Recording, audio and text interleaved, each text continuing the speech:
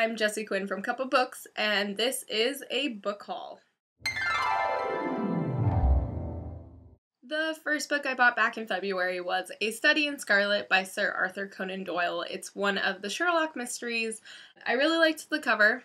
It's small, it fits in my purse really easily. It's hard to find individual novels of the Sherlock Holmes mysteries. A lot of them just come in big, ginormous bind-ups. And I don't really do bind-ups because I can't carry them in my purse. I mean, I could. My purse is huge, but I wouldn't want to carry them in my purse.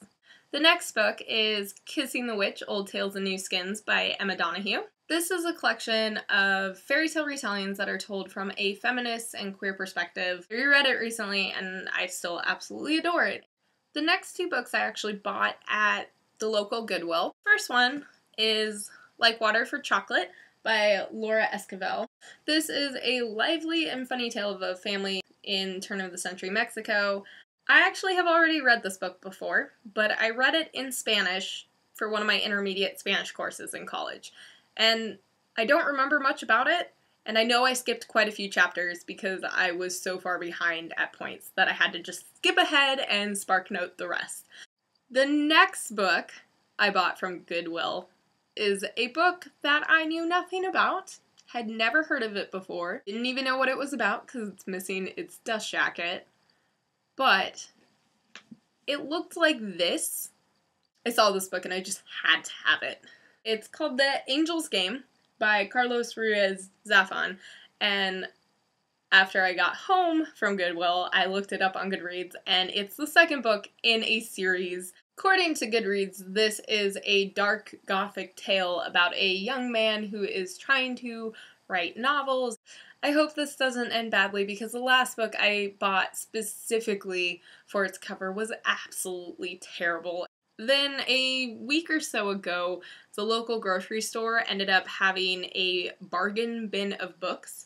They had all these really nice, popular hardbacks for only $5. And by the time I got to the bin, apparently it had been out for a while, so most of the books had already been sold. But I did find one, Beatrice and Virgil by Yann Martel. This is about a man named Henry who receives a letter from an elderly taxidermist and somehow ends up very involved in the lives of a donkey and a howler monkey. The only thing I'm annoyed with about this copy is that there's this black sticker I can't seem to take off. Then the remaining books I bought this past month are not for me, but they're actually for my niece. The first one is a little golden book. It's based on Disney's Doc McStuffins, which I keep hearing about in a lot of blog posts. I know a lot of parents really like this one because it features a girl of color who is a doctor and is called Doc, and she fixes her stuffed animals, I believe. I think she can make them come to life, and she fixes them. So this one is called A Knight in Sticky Armor.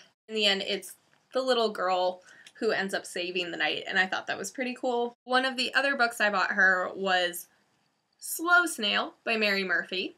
Snail slides slowly down her flower. The snail does not have outrageous eyelashes or pretty pink bows or is wearing a dress. The snail is just a snail, but can also be a lady snail. The last book I bought my niece is a book that I keep seeing on top books for young girls, top books for feminist readers who have kids, top gender positive children's books, etc., etc. And the book is The Paper Bag Princess by Robert Munsch and art by Michael Marchenko. I probably messed that up. This is a book about a little princess who takes on a fearsome dragon who has stolen the prince from her kingdom. I can see why it's gotten as much praise as it has. If you have any suggestions of books I should check out for her, let me know in the comments below.